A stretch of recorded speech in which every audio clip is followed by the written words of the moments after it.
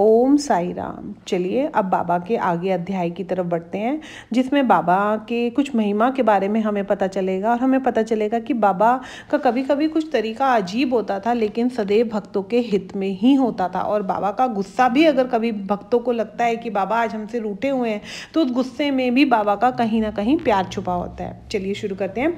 Shri Gopal Ram good की कई इच्छाएं बाबा ने पूरी करी। साथ ही उनकी और भी एक इच्छा थी कि मस्जिद की मरम्मत भी उन्हें करानी थी, लेकिन बाबा के मन में कुछ और ही था।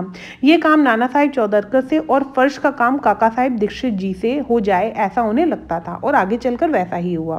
कुछ समय बाद क्या हुआ, दीक्षित जी के मन में आया एक विचार। उन्होंने कहा कि मस्जिद के आंगन में एक सभागृह बांधा जाए और उन्होंने शुरुआत भी कर दी। उस वक्त बाबा एक रात मस्जिद में जाके सोते और एक रात सरकारी दफ्तर में जाकर रहते और दूसरे दिन मस्जिद वापस लौट आते थे।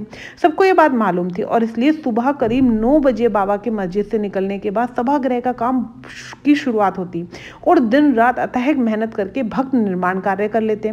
पर दूसरे दिन वापस लौटने पर बाबा वह काम गिरा देते थे। देखिए कितना अजीब है ना, कि पूरी रात सब मेहनत करके काम कर रहे हैं और बाबा अगले दिन वो काम गिरा देते हैं। ऐसा बहुत बार हुआ। एक दिन बाबा दफ्तर से लौटे तो जमीन में खंबे गड़े देखकर आग बबूला हो गए। उन्होंने एक हाथ से वहीं खड़े हुए 2 तात्या गणपत काते कोते पाटिल थे, बाईजाबाई के जो पुत्र थे, उनकी गर्दन पकड़ी और दूसरे हाथ से खंबा हिला के ढीला किया।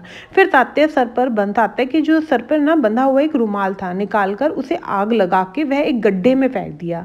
बाद में अपनी जेब से 1 रुपया निकाला, वह भी गड्ढे में डाल दिया। उनका यह विकराल रूप देखकर सब हैरान रह गए। भागोजी शिंदे उन्हें मनाने के लिए आगे गए तो उसकी जमकर पिटाई कर दी। माधवराज देशपांडे समझाने गए तो उन पर ईंट फेंकने लगे। थोड़ी देर बाद बाबा शांत हुए और उन्होंने एक दुकानदार से जरी का रुमाल लाए और खुद अपने हाथों से तात्या के सर पर बांध दिया। तात्या वही है जो बाज्जा माँ के पुत्र हैं। तो जो तात्या जी के सर पे बांध दिया, उनको यह प्यार देखकर लोग अचंभे में पड़ गए। उन्हें बाबा के गुस्से का और फिर प्यार से कुछ मतलब समझ में नहीं आया।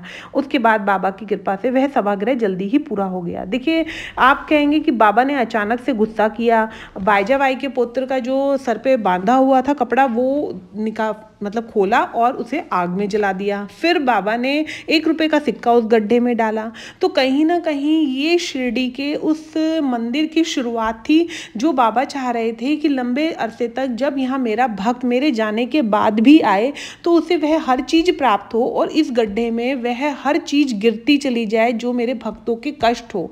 देखिए बाबा का कार्य जो होता है वो बहुत निराला होता है। हम साधारण बच्चे इंसान हम नहीं समझ पाते बाबा के इशारे, लेकिन बाबा तो दूर तक की सोचकर कार्य करते हैं। इसीलिए अगर किसी भी भक्त के जीवन में इस समय ऐसा लग रहा है कि थोड़ी निराशा चल रही है, बाबा सुन नहीं रहे हैं, तो याद रखिएगा बाबा आपके ही कार्य में लगे हुए हैं। बस आपका कार्य है अपने साईं जी को पूर्ण विश्वास देना, प्यार देना और यह सोचना कि मेरे साईं के होते हुए कुछ गलत नहीं होगा।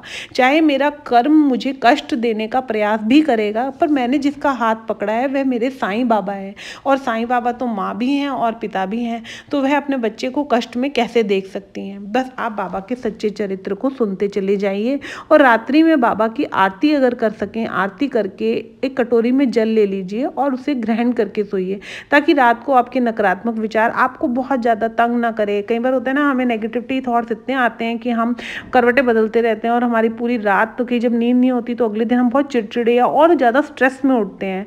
तो कहीं ना कहीं इस मैसेजेस के थ्रू अगर कोई ऐसा है जो इस तरीके से कर रहा है, उसे बाबा का ही ये मैसेज समझिए कि रात को बाबा की आरती पढ़िए, कटोरी में जल लीजिए और बाबा पर पूर्ण विश्वास करिए और रात्रि को कहिए बाबा मेरा जीवन आपके हवाले, जिस हाल में रखोगे खुश रहूँगा। क्योंकि खुश क्यों रहूँगा, क्योंकि अगर मैं दुखी होऊंगा तो आप दुखी हो जाओगे, लेकिन मैं आपके लिए खुश रहने की कोशिश करूँगा। फिर देखिए कैसे जीवन बदलता है। क्योंकि जब हम बाबा के सुख दुख का अनुभव करते हैं, क्योंकि हम अपना ही अनुभव करते हैं ना, लेकिन जब हमें लगता है हमारी मुस्कुराहट से हमारे साईं जी मुस्कुराते हैं और हमारे दुख से भी हमारे बाबा कहीं ना कहीं दुखी होते होंगे, तो कोई बात नहीं, हमारा दुख इतना बड़ा नहीं कि हम अपने साईं को दुखी करें। तो ये भाव मन में लाइएगा। चलिए ओम साई राम।